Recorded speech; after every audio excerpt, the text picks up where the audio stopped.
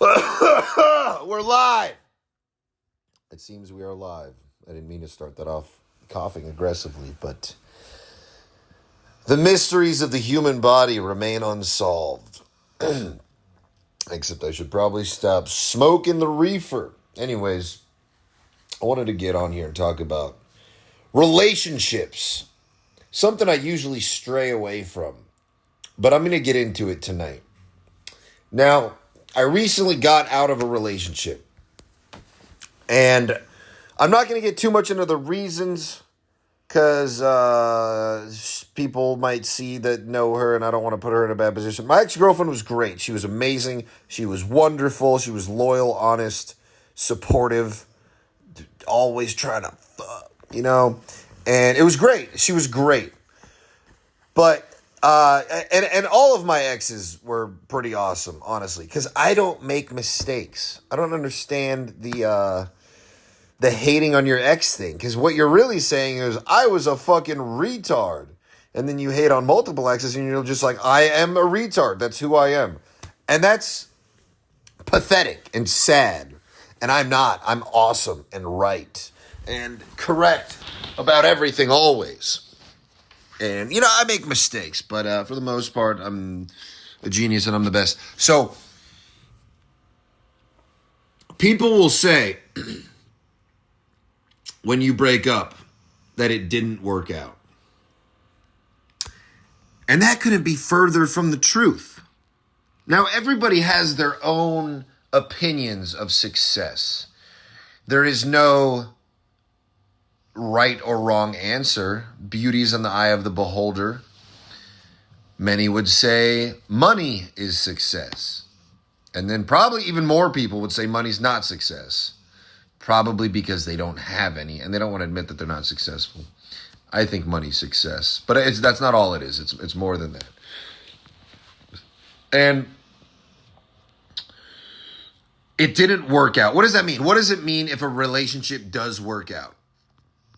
To the average person saying that, it means you stayed together, you got married, you had kids, you moved in together, then one of you dies when you're like 70. You're probably in a loveless marriage for a portion of it. 50% of marriages end in divorce. So more than that. So more than half likely it didn't work out. If you get divorced, I would say if you lost money on it, it didn't work out. My relationship, I had an amazing 9 months, and we broke up, and I still have all of my money. I don't think she hates me too much. I have no allegations. I have my sanity. My house isn't burned down. My car isn't keyed. And I just have memories of wonderful times with this woman. I'd say that worked out pretty well. People really want to press their worldviews onto you to be like, oh, well, what are you going to do? Just not work through it? You couldn't have worked through the issues and stuck together? I mean, I probably could have. I probably could have white-knuckled it and just made it work. But why would I do that? Why would me, a beautiful, successful man, want to try to put effort into saving something that is taking away energy from my dreams and goals and hobbies, or whatever you want to call them? I like doing martial arts. I like doing comedy. I like doing music. I don't like going out on dates. I don't like having little events and going out as a couple. That's just not fun to me. I think it's frankly kind of gay. Now, I'm sure a lot of people disagree with me, and that's fine. You can live your lives, but I'm talking about my life here. And I know I'm not the only one. I may be pretty fucking weird, but I'm not the only weird person. There's plenty of people like me. Most of them are probably homeless, but that little central connection on the Venn diagram between homeless schizophrenic and successful business owner with healthy lifestyle habits. You know, there's a good amount of us in there. But people want, and when I say people, it's really mostly women. Women saying shit like, you got to work through it and make it work. And this is one of those moments where that's good advice for women, because it's in women's best interest to try to make it work so they don't lose the man and they have to go through the whole dating process again, because that's a lot more stressful for women. Women are much more likely to end up with some psycho. Like, men have to deal with psychos too, but it's like, it's your fault if you end up with a psycho. Women, it's not your fault if you end up with a psycho. It's your fault if you stay with him for a long time, but you don't really know going into it, because men are good at hiding it. Men are good at disguising it, because we've spent our whole lives just being rejected so much that we're like, okay, I have to put on this act and lift up this guard, and you have to jump through hoops. Women don't really have to do that. They're kind of just like, hey, I'm hot and this is who I am.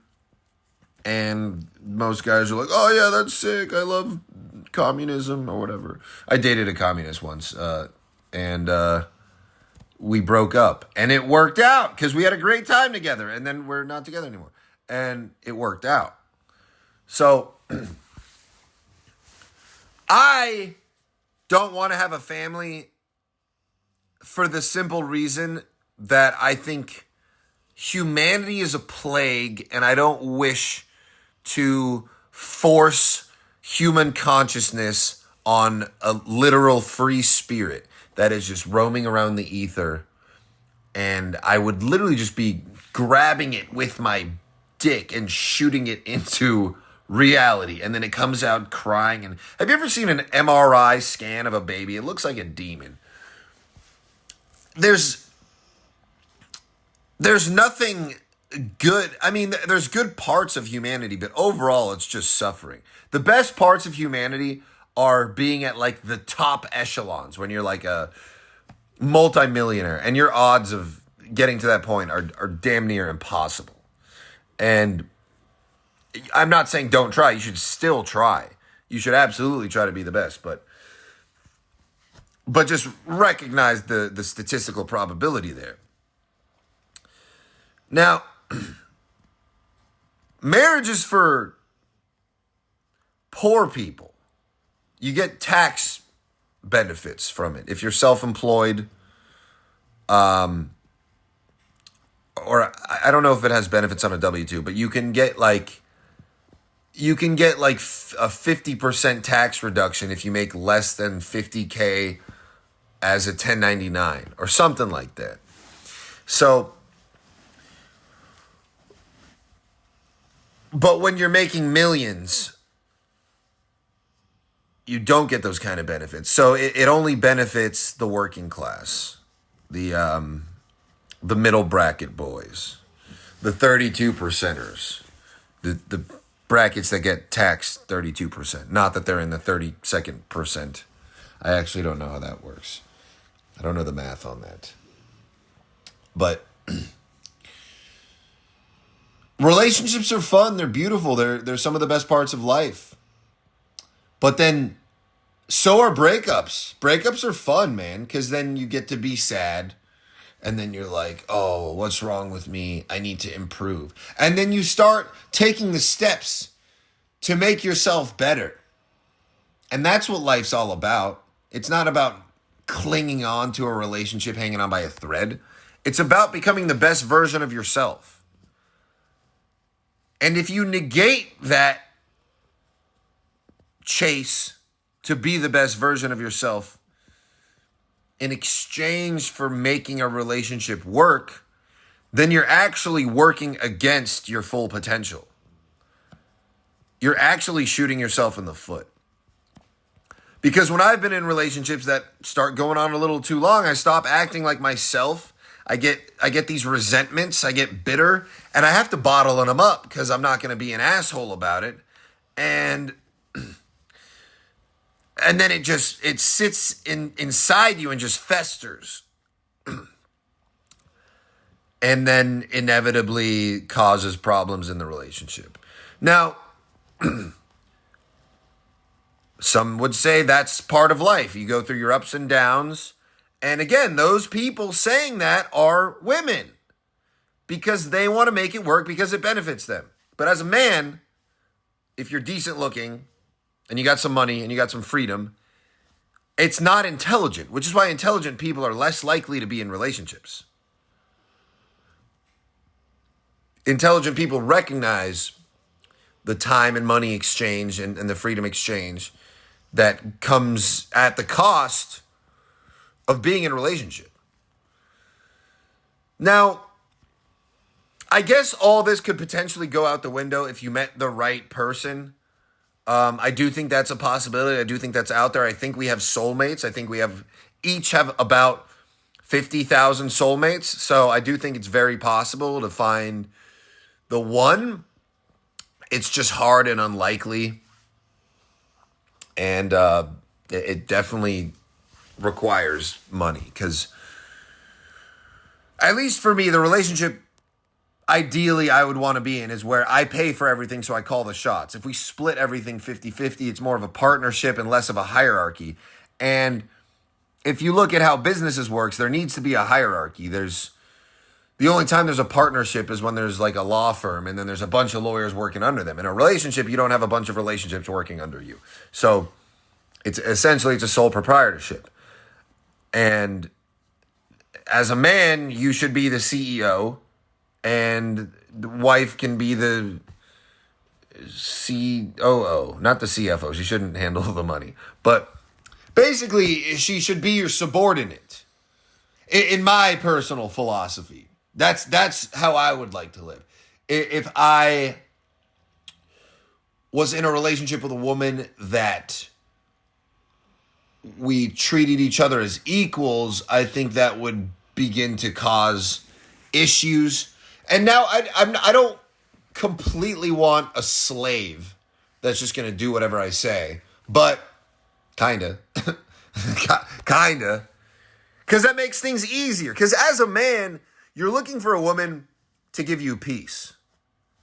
You're not looking for a woman to challenge you. That's preposterous. A lot of the women that say the things that I've been quoting as women advice, they'll say things to me like I want someone to challenge me and push back and not let me get away with stuff. And those women that I have dated have not worked out. Like it was a fight and a breakup.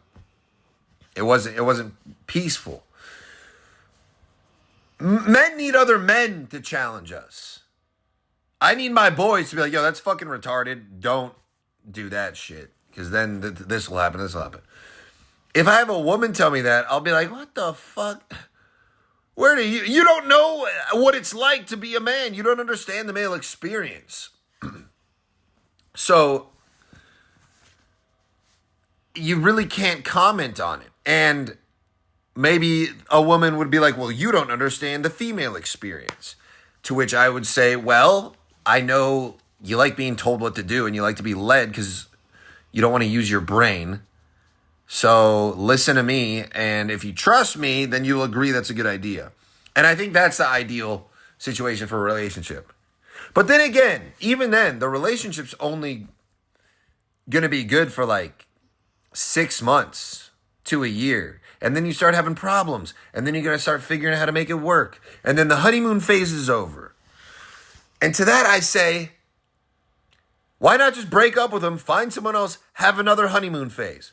Go through the honeymoon phase, break up, I'm sad, need to improve myself, get better, get a better girl, honeymoon phase, break, and then just do that over and over again. And it's like, well, don't you want something that'll last forever?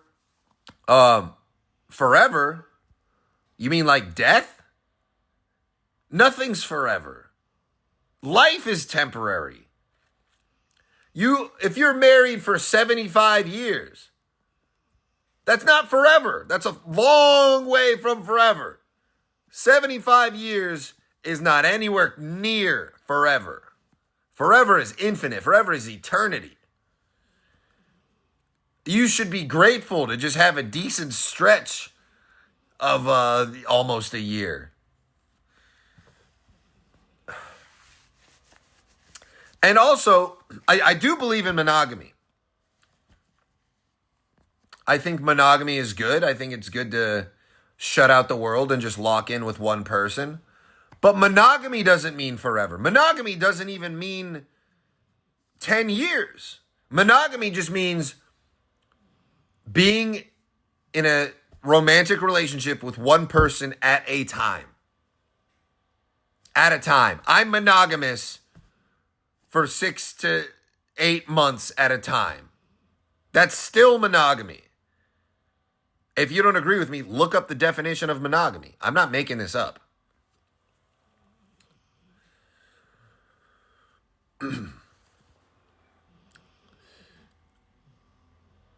My food's about to be delivered. They canceled my fucking order after I'd been waiting an hour. And then I had to place another order.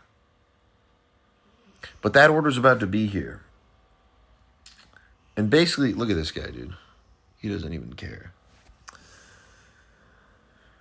I guess the point I'm trying to make is, well, okay, another thing women will say is like, well, if you do that, if you just go for the honeymoon phase and then you end it, then you break their heart, you hurt their feelings. You hurt their feelings if you do that. That's another criticism of honeymoon hopping. And to that I say, how are you ever going to escape getting hurt? You think that couple that was together 75 years didn't have to go through a bunch of hurt together? Everyone goes through hurt. It's part of being human. Hurt is unavoidable. You will get hurt regardless. There's no way around it. Just because I'm getting hurt less, you're just jealous because you wish you could play the game as good as me. And then they'll say, well, you're going to end up sad and lonely one day because you don't have a real relationship that lasted longer than whatever. Okay, well then I'll change my fucking mind and I'll settle down maybe. Or I'll just keep getting richer and then I'll just have sugar babies when I'm old and gross. Either way, as a man, it's not that big of a deal. It's not that big of a deal to go through a breakup. It's not, I mean, unless you really fucking turned your people against you. That's brutal. But I've just never understood the concept of being all torn up about a breakup for like extended periods of time. It's like, they forgot my fucking Thai tea. They got it. Hell yeah.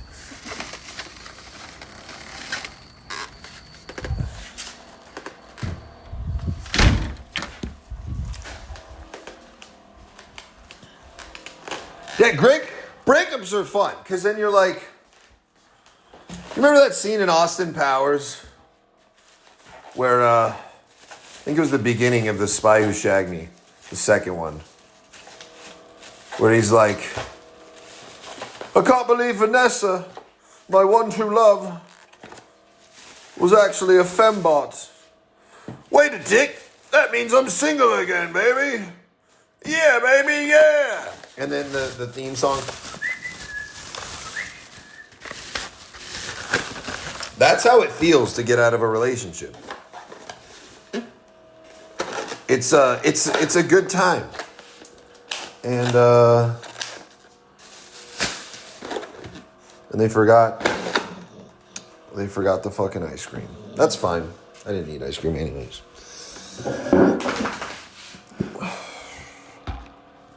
Guys,